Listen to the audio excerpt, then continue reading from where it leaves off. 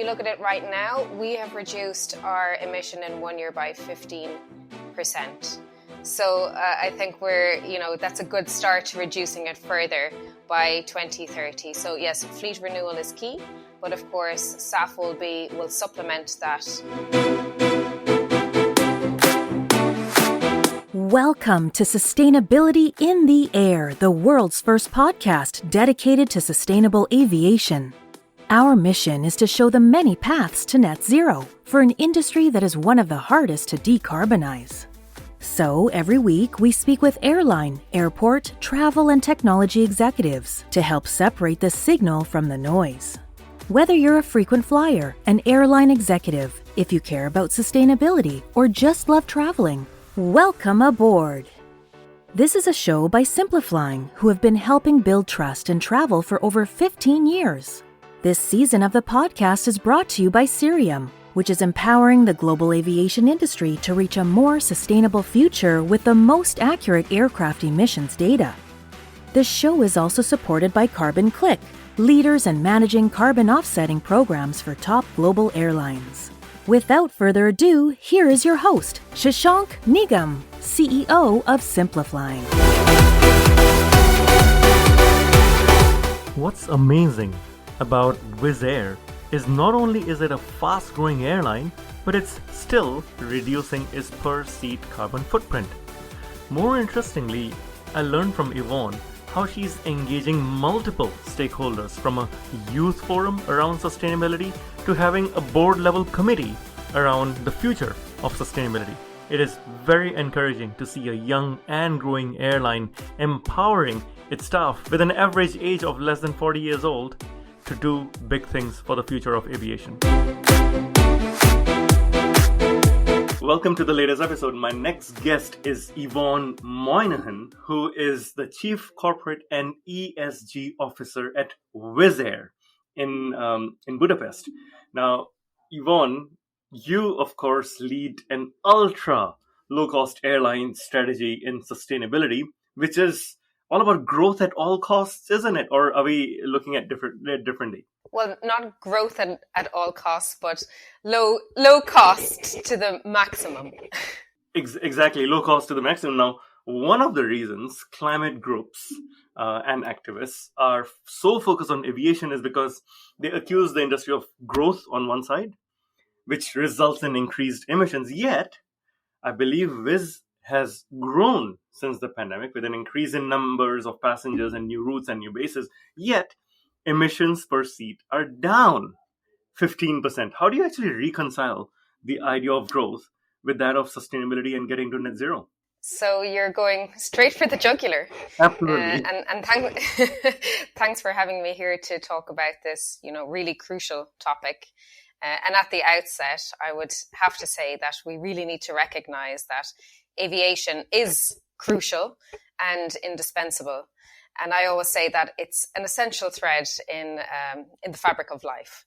So we're always going to need aviation, and in particular, low-cost aviation. So I'm glad that you've already referenced the ULCC aspect. And we need low-cost and ULCC aviation because that's the model which has democratized the industry, really, and made flying available for all of us. And you have rightly noted that Wizz Air has grown since the pandemic. And in fact, we have actually grown 140%. So that probably makes us one of the fastest, if not the fastest growing airline in the world, in the context of the pandemic, certainly. So if you look at Europe as an example, and I think the latest data coming from Eurocontrol is that, airline capacity is at about 80% of pre-pandemic levels. So, that probably makes us about 60% ahead of the industry. However, despite that, our carbon footprint is actually lower today than pre-pandemic. And really, we're leading the industry in terms of our emission intensity at the moment. And as you said, we're down 15%. And the reason for that is because we have a much more efficient operating model than other airlines. So then, how do you reconcile this idea of growth and net zero? And while it is a dichotomy, I think that we have two ways really to approach it. So the first is, what I like to call this topic of decoupling. So you're decoupling CO2 on the one hand and capacity on the other. And the goal here is to try to decarbonize at a faster rate than growth. And so ultimately, technological breakthroughs or social innovations will enable this decoupling. And really, so far, this is how Wizz has been able to decouple, because we have a very good fleet renewal strategy, and we've invested in technology, and we did it during COVID when nobody else was really investing. And then the other way of approaching the topic is, or approaching this dichotomy, is to focus on business model. And maybe I'll be a little bit more controversial here. So network carriers, we believe, are unable to deliver a sustainability footprint similar to a ULCC carrier. And ultimately, the result of that is going to be that consumers will most likely convert if they are sensitive to sustainability. So why would you fly a network carrier when you can reduce your footprint by approximately 33% by flying low cost? And really, when we're expanding our network, we're focused on actually gradually replacing those types of companies and business models. Because we believe that we operate the same routes in a much more sustainable way. So really, at the end of the day, passengers who choose Wizz Air will make the most responsible choice. Right. So let's dig in a little deeper into what you just said, right? Let's unpack this a little. You have grown 140% before and after the pandemic, yet you claim that emissions are down 15%, but that's on a per seat basis rather than total emissions, isn't it? Absolutely. It's per seat. And really, you need to take a portfolio approach when you're looking at absolute emissions as well. But at the end of the day, you have to look at it holistically. So we are leading in terms of intensity, yes, but absolute emissions we will also tackle by other portfolio of measures, including sustainable aviation fuel, and also, in the long term, carbon capture, hopefully, and reforms in relation to air traffic management. Okay, we're going to get into each of those throughout this interview. The other thing you mentioned earlier was your business model. Your business model is one that is very much focused on younger travelers. They're also those that follow the likes of Greta, and they're the most climate conscious. Going forward, how do you think an airline yourself can maintain a so-called social license as more and more younger people become aware of air travel and its impact on the environment? Yes, I mean, younger travelers are more aware, and we're very much aware that doing the right thing is, it's no longer a nice to have, it's a must have. And if we don't make the relevant changes, we know that we'll be left behind. So we have to take our customers, and especially our young customers, and our employees for that matter, on our sustainability journey. So we have to create a path for people to work with us.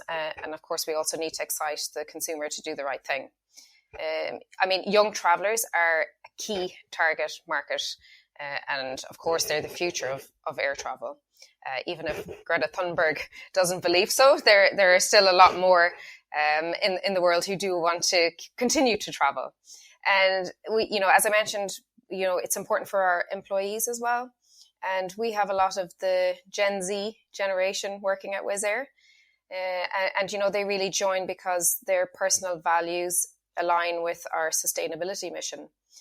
We have about approximately 7,000 plus employees right now, and growing. And we have an average age in the company of 28. So as you can imagine, it's a very young company, and we have very young passengers as well.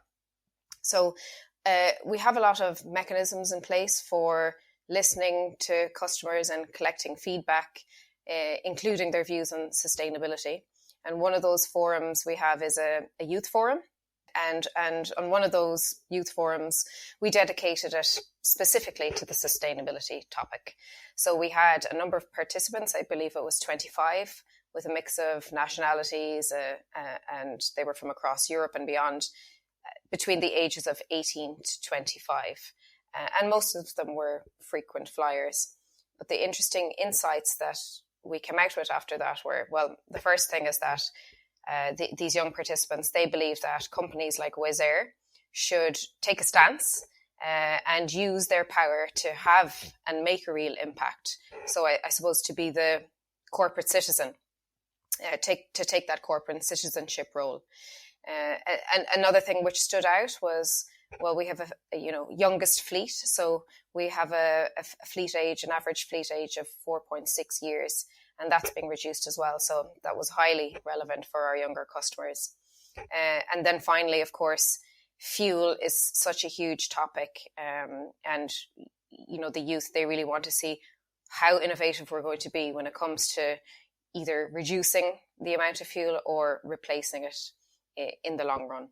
So, we do have a lot to offer the young travellers, and we also believe that we're still a decade ahead of most of our competitors. It's interesting you mentioned a youth forum for a company that has an average age of 28. So the youth are really 18 to 25. I think in some companies, youth might be up to 40.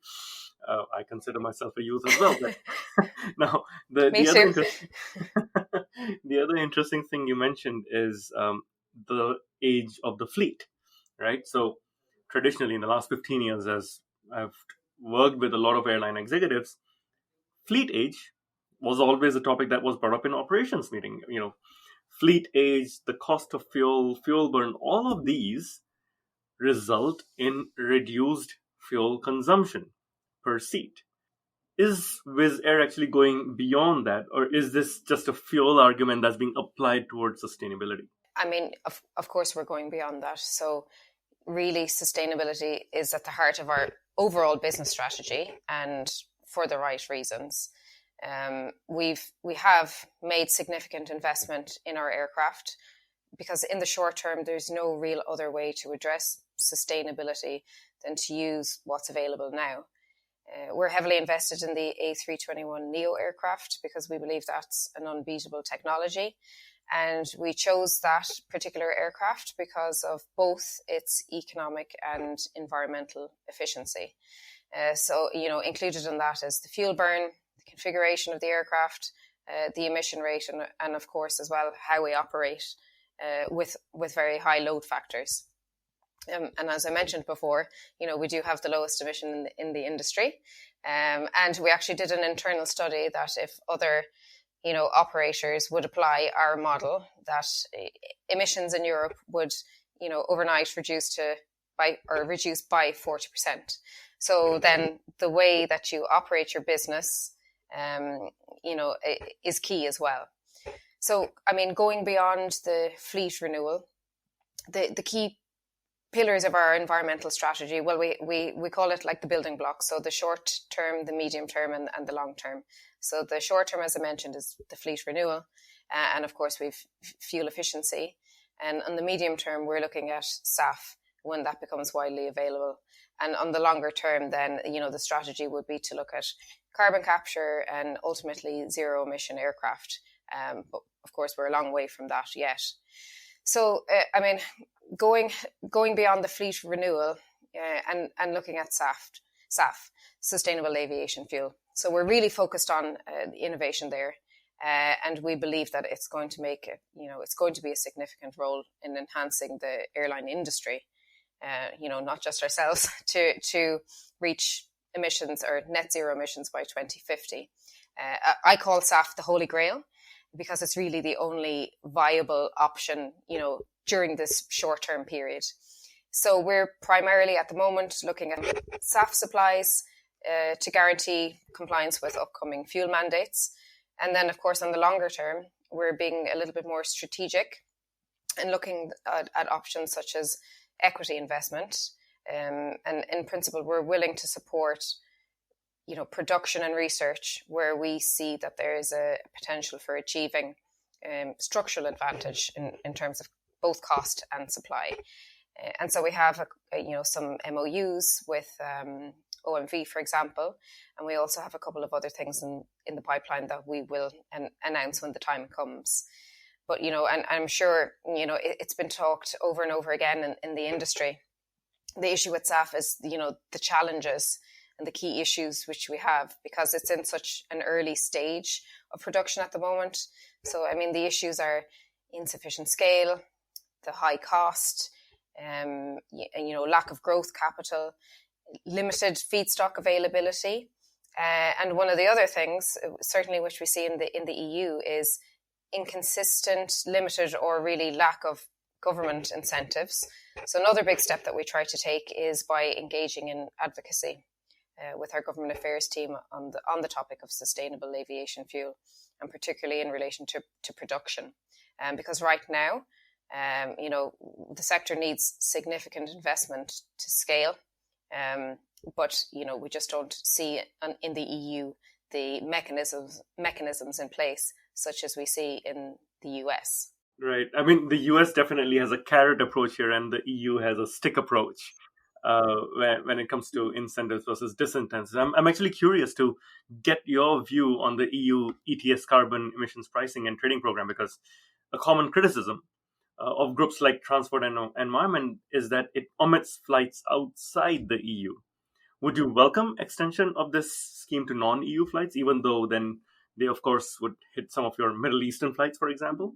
Yes, and in fact, people are probably surprised that we quite publicly support the extension, and we have, in fact, advocated for the extension in Brussels. So unlike our network carriers who purport to have sustainability strategies, and the EU decision makers, they came to an agreement in December 2022. So as you said, the ETS scheme will only apply to intra-European flights, while CORSIA will apply to extra EU flights. And we understand that the European Commission will need to assess the situation in a few years, and they might propose the extension of the ETS system to all departing flights then, depending on how things happen. So we were a little bit disappointed by that, because at the end of the day, we actually believe that emissions don't stop at EU borders. Yeah, I think that's a fair approach, right? Still sticking to the EU politicians are now starting to promote shifting shorter air routes to trains. So the clearest sign of this was the limited domestic flight ban agreed upon in France. Given your large European route network, what's your view on that? And again, may be surprising, but one of the pillars of Wizz Air's sustainability strategy is that none of our routes have a direct train alternative under 4 hours. So on this topic, the only country where we in fact operate domestic flights is Italy. But these flights are predominantly to connect islands to the mainland. So we're really not that greatly concerned as other carriers might be. And we've already adopted to the rules. Of course, we're going to follow the discussions, around this topic closer so that we can evaluate every situation. But ultimately, I mean, the EU is also talking about intermodal travel legislation. So, if we think ahead, this is the way that the world is going to be. So it's better to be ahead rather than to be catching up.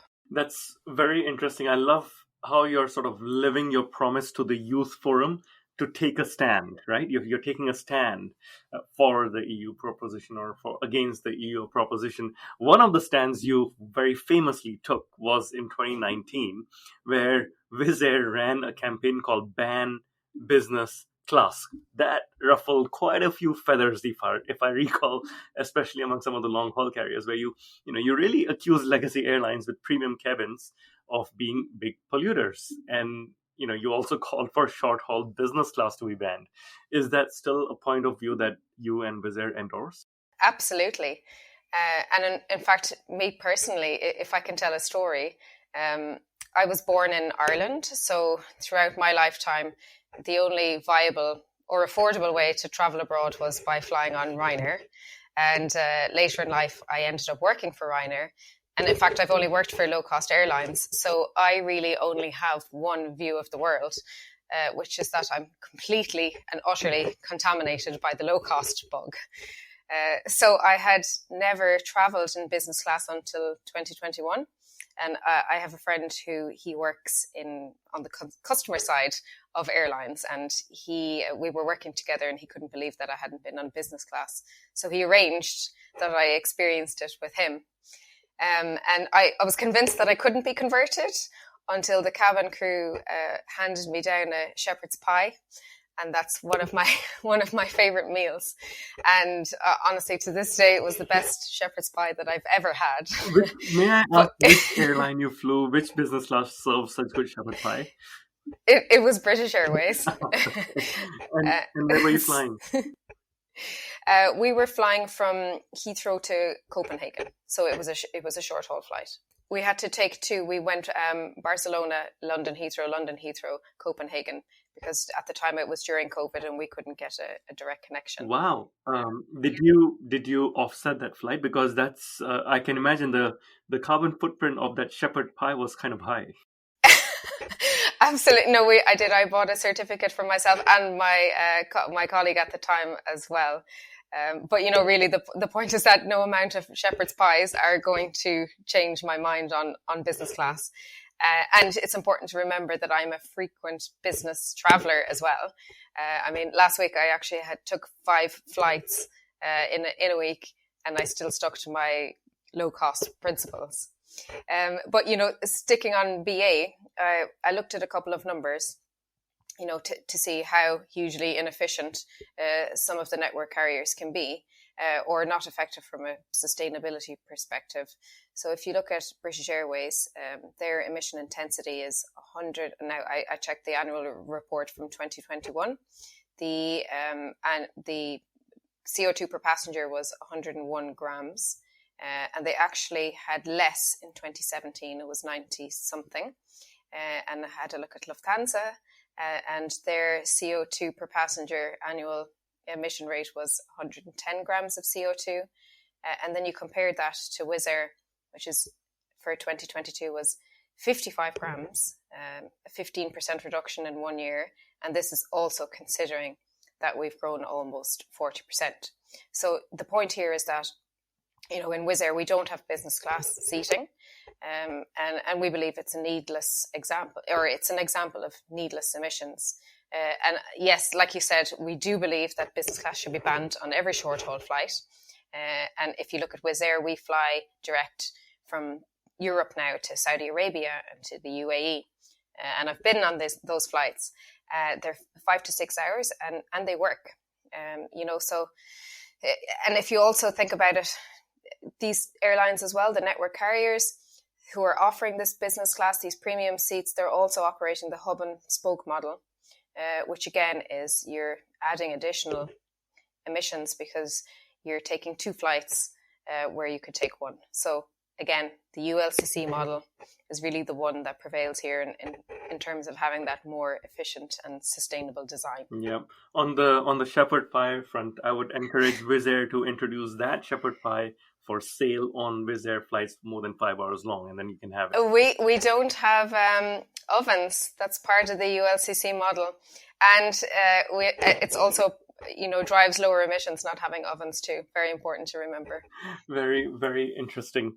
I think it's important to split this ban business class or the importance of non-stop flights for short haul versus long haul, because I was recently having a conversation with a friend who was flying from San Francisco to London, or I think it was Frankfurt, and his non-stop flight, which was on a much older wide body, was going to emit more than his flight via, I think it was Vegas or somewhere else, which was two brand new planes. One was a 787 Dreamliner and one was a A320neo. Hence, even though he was taking a one-stop flight, his emissions were going to be lower than this very old aircraft he would have flown otherwise. Okay, so that's a good example of the fleet renewal and investing in technology. Yeah, exactly. Now, you mentioned you actually offset your own business class flight. Let's talk a little about offset. What's your line, Wizz Air's line on carbon offsetting? Because there was, of course, an incident where your CEO called it a bit of a joke, but even though at that time carbon offsetting was being offered to Wizz Air customers as an option. And we still do offer offsetting as an option.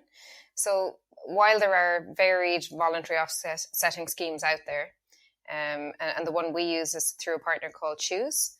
We don't believe that this option by itself provides a long-term solution for aviation to achieve net zero emissions. So really the key actions we believe needed to deliver our 2030 target, our fleet renewal, fuel savings initiatives, and SAF when it becomes available. So we don't actually include offset programs in emission reduction plans.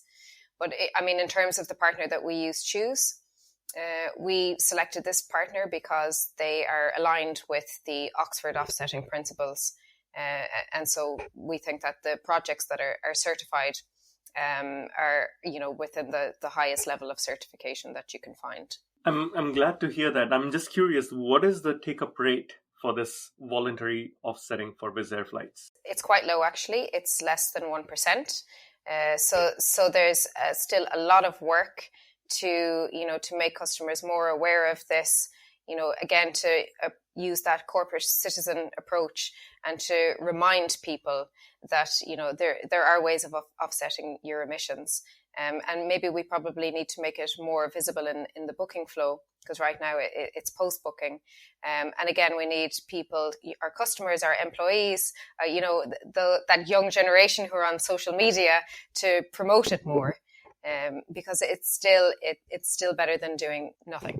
Have you considered doing an approach like some other low-cost airlines, like EasyJet, which used to just offset 100% of its flights? Is that something Wizz would do? That's something that we don't have a plan for yet, but of course we will. We're looking into every option possible, and as I mentioned before, we're really taking a portfolio approach when it comes to sustainability and ESG. Right. Now, still sticking to someone like EasyJet, they are of course making a big bet on hydrogen-powered aircraft, and they're working with Rolls-Royce on this. To that extent, have you explored bringing in either hydrogen or hybrid electric aircraft into the fleet in the future? Absolutely. And in fact, we're now part of an alliance that was established by the European Commission. It's called the Alliance for Zero Emission Aircraft. So it's an industry-wide collaboration on exploring, how we can get there in relation to the manufacturing of hydrogen technology and propulsion. So, it's great that EasyJet are doing it as well, and Rolls-Royce. But if you think about it, the technology, well, from what we can see, it won't be available until 2040. And then taking that into consideration, you have to think about the industrialization of it, which probably means that won't happen until 2060. So really, it's a very long process.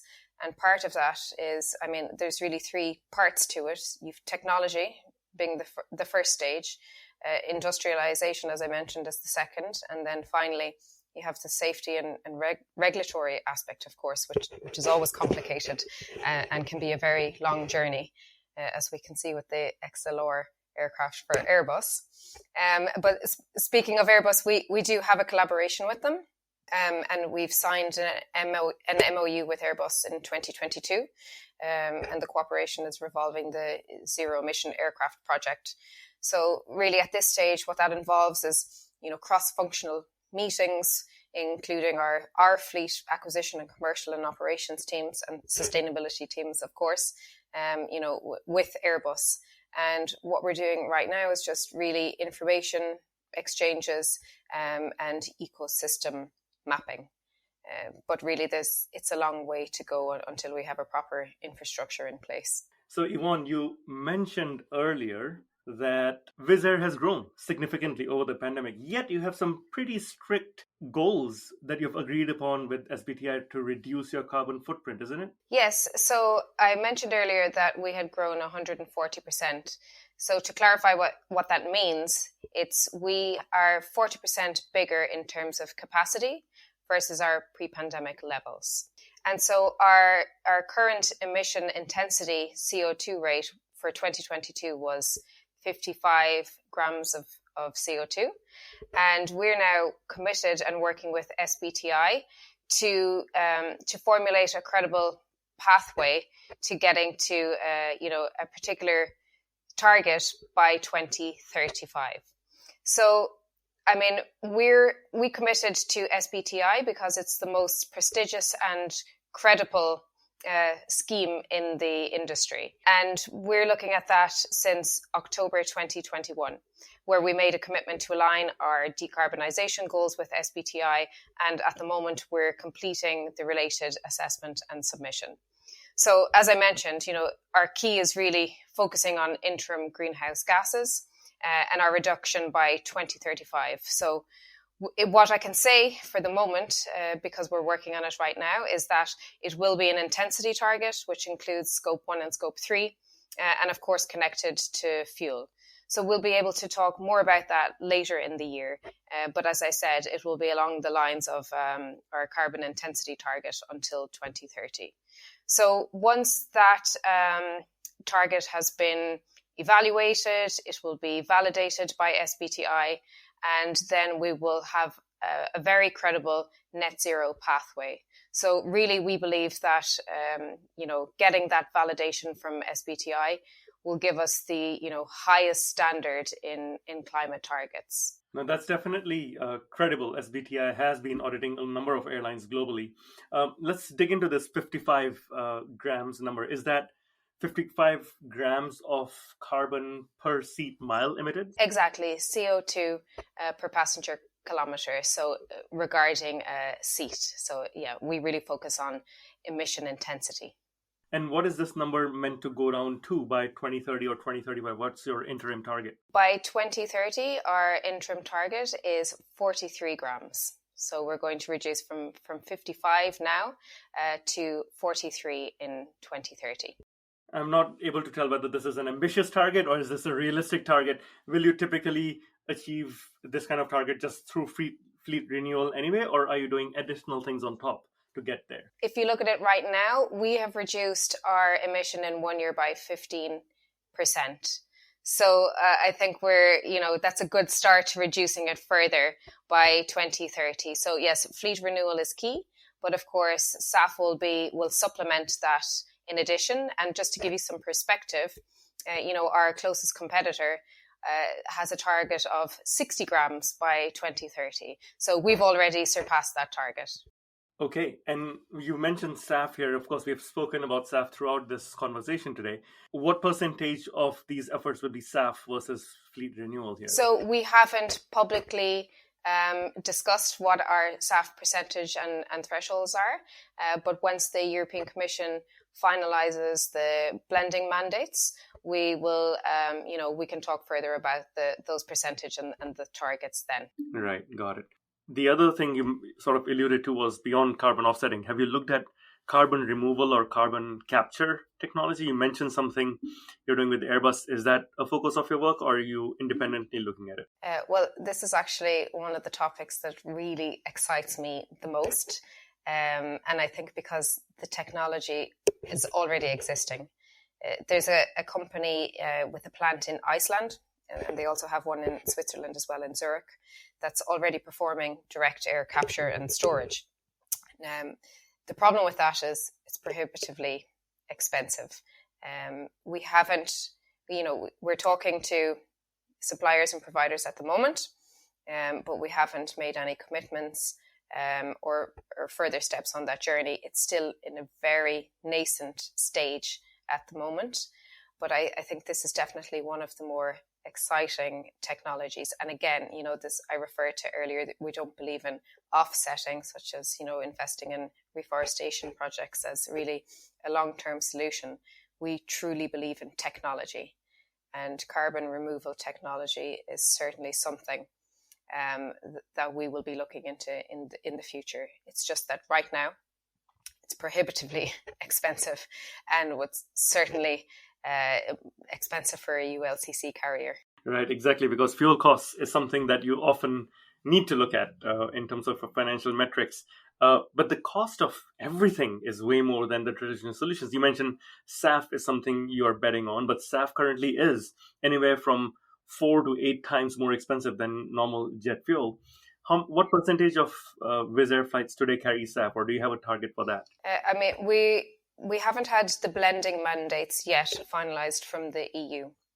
So we're waiting to announce what our target is going to be once those mandates are firm and we have the legislation in place. Okay, are there certain hubs or airports where do you find it easier to get SAF in the EU right now, or versus the UK, which is no longer in the EU? Yeah, well, I mean, the problem for Wizz Air, we have 4 airlines, one in Hungary, Malta, the UK, and Abu Dhabi.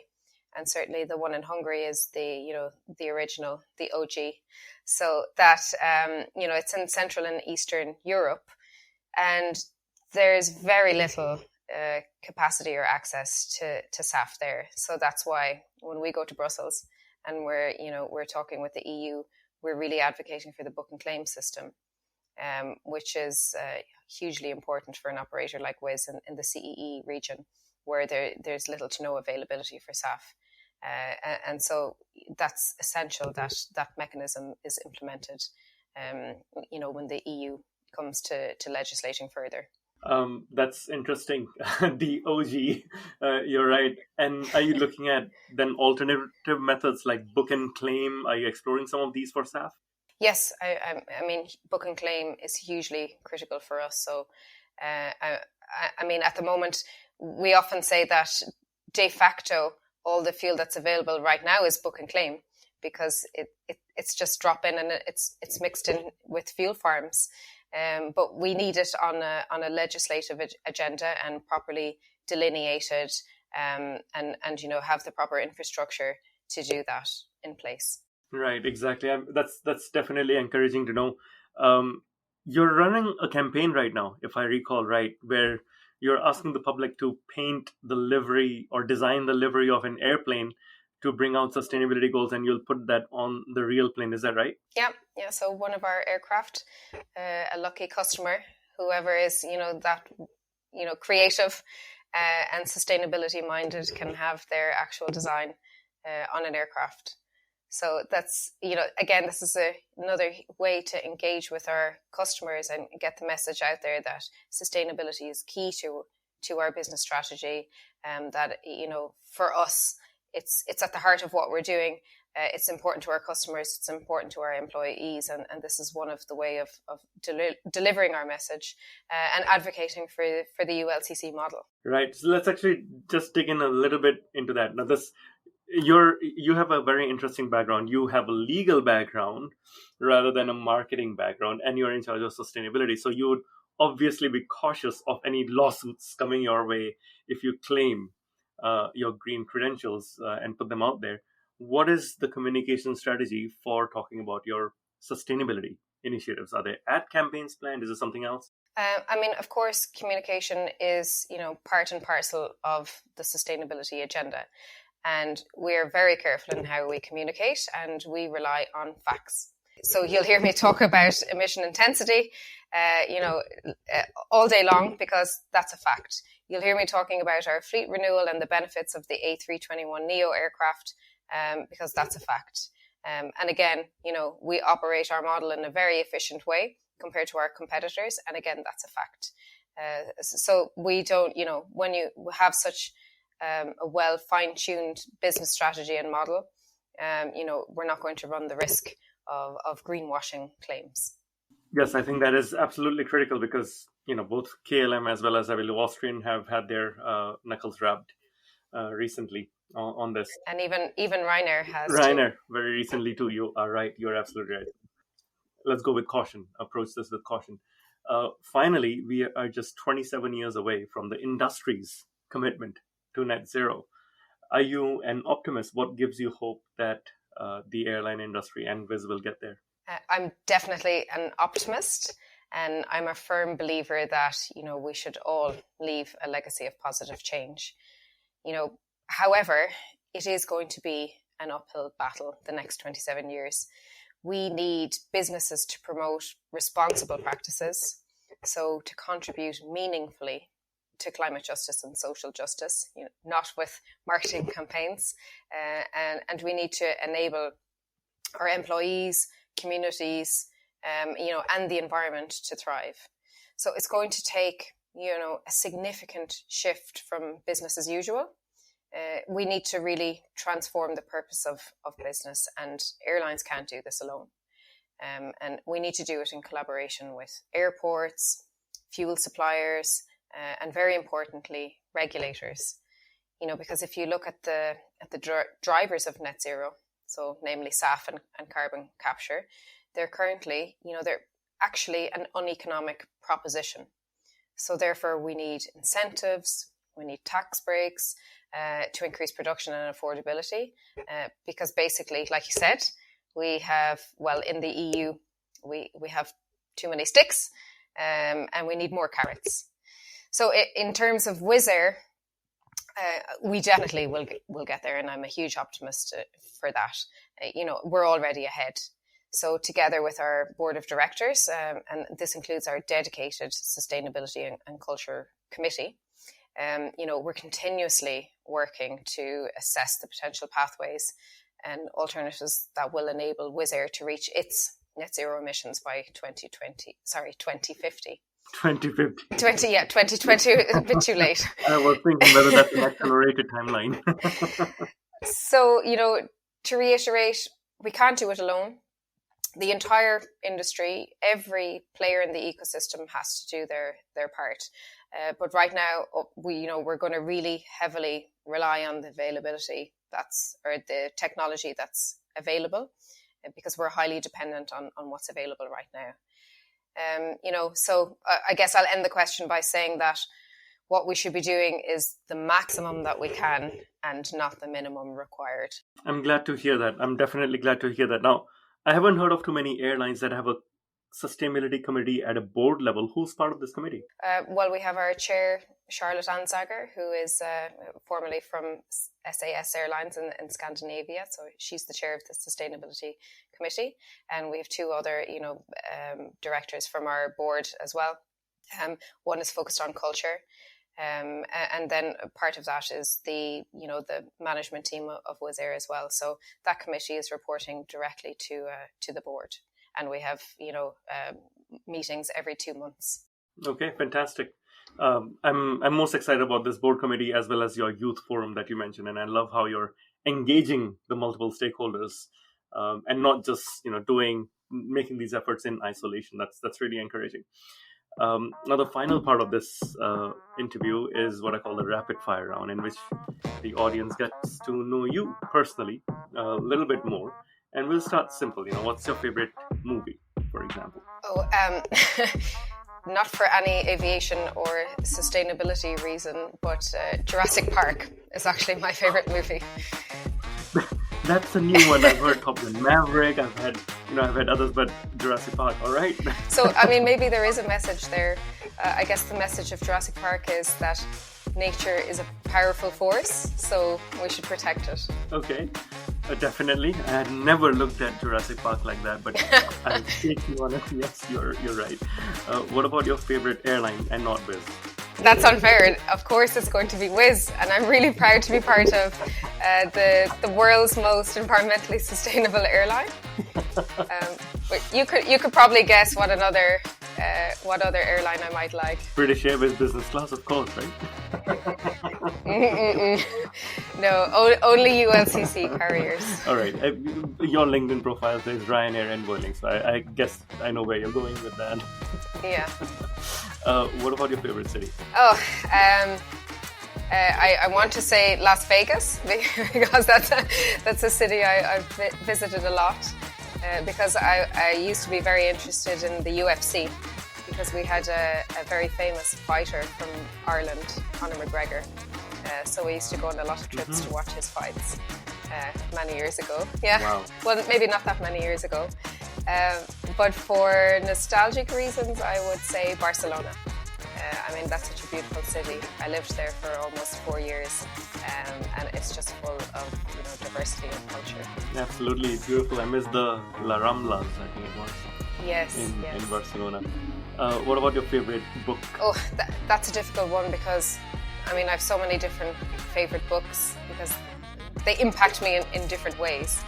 But I suppose that I really enjoy autobiographies and biographies, because I like to be inspired by the journeys of people I admire. So, two women who I admire and two autobiographies I've really enjoyed are Michelle Obama's. I love both Obamas.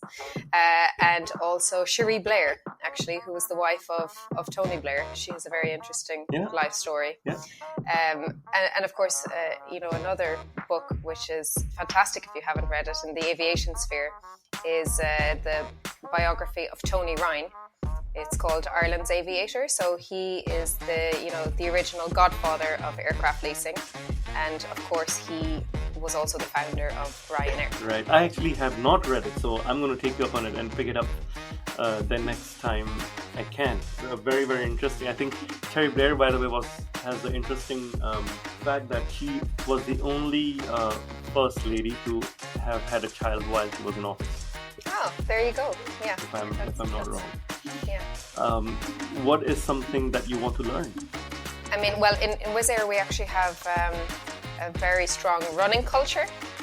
So I've recently taken up running, and we do half marathons. So far I've only been able to manage to split the marathons between 3 people. So I've done 8.5 kilometers on a half marathon. So I would like to train, I guess, to do the full half marathon. But I think another way of looking at this is, what would you like to unlearn? So I'm reading a lot about this recently, especially from the Cambridge Institute of Sustainability Leadership, this concept of unlearning, because right now legacy approaches are no longer fit for purpose. So I can give you an example. When I moved to Budapest from Barcelona, I decided to sell my car. So now I no longer drive. I only take public transport. So I suppose that's an example of unlearning. Very, very interesting. One of my unlearnings over the last year is I've started doing intentional flying, where I choose specifically the trips I want to do for the year, and then I make sure that it's not just a trip. I'm combining a couple of business meetings. I'm probably taking the family along, and then we're extending for a week and taking trains around the region. So it's not just a trip, it's not a day trip. I have not done an international day trip for 3 years now, which used to be very, very, very common. So intentional flying is something I'm doing, just like your intentional not driving. It's very interesting. So we might see that surfacing in some of the Wizz Air communications going forward. I will send you my invoice. Thanks for the tip. I think we're talking to the same demographic here, so it makes complete sense. And finally, what's the best advice you've ever received? Wow. Well, actually, I've been in a very unique and probably privileged position, because I've directly worked for 3 of the greatest minds in aviation. So Michael O'Leary in Ryanair, Joseph Baradi in Wizz Air, and also Bill Frankie, who's the chairman of Wizz Air. So if I think about the advice that they've given me, so Michael, that's easy. He just says, don't take no for an answer. So I guess that has enabled me to be quite pushy and to get things done because of that advice. With my current boss, Joseph, I was talking to him previously about how, approaching, press conferences or speaking events. So, what are my limits? And he told me, don't have any limits. So then I'll take that as an injunction to be maybe disruptive or combative if needs be. And then finally, Bill Frankie. So Bill is a really amazing character. He's, as I said, the chairman of Wizz Air, also the founder and managing partner of Indigo Airlines. So only investing in ultra low cost carriers. Indigo Partners, clarification. Sorry, apologies. Indigo Partners, yes. It gets very confusing, I know. Yeah. Very often. And he is the chairman of the board, as I said, and I'm actually the corporate secretary, so I'm drafting the minutes, and he's reviewing my minutes. And he said to me, Yvonne, they're board minutes, not chapters in a novel. So I suppose his point is, to just be on point and be accurate, and, the angel is really in the details. Love it. Maybe I'll take this as an opportunity then that there's a novel coming. Oh. There you go, right? if you're writing novel chapters, then there's a novel coming. There you go. Get that in there. Exactly. Perfect. Yvonne, is there anything we have not spoken about today that you would like to discuss? I think we've covered everything from shepherd's pie to carbon capture. And everything in the middle. Thank you very much. Once again, it gives me a lot of hope that a rapidly growing airline like Wizz is taking into account its climate footprint, has a SBTI verified climate plan, net zero plan in place, and like I said, I love that you have a youth forum and you have a board committee looking at sustainability. So from both ends, you're catering to the stakeholder. And finally, I do hope to submit a livery for your green plane. Oh, good. And hope to win that one. What is it? What is the prize? Lifetime Wizz flights? Not lifetime, but a certain amount of flights. Right, and pride and glory, bragging rights for life. Exactly. Who wouldn't want to have an airplane that designed flying around? Absolutely. Thank you very much once again, Yvonne, for opening up. It was a pleasure. Thank you so much as well, Shashank. Thank you.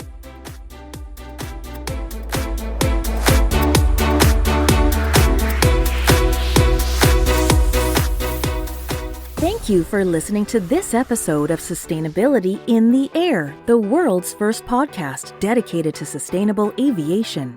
Awareness is the key to a green future, so please give us your support to help our sustainable aviation insights reach a wider audience. You can do this by sharing us with your network or leaving a review. For more information on how aircraft emissions data can help you reach your sustainability goals, visit Cirium from the link in the show notes. You can start a conversation with us at podcast@simpliflying.com. And for more content on sustainable aviation, please visit our website, simpliflying.com, and join the movement.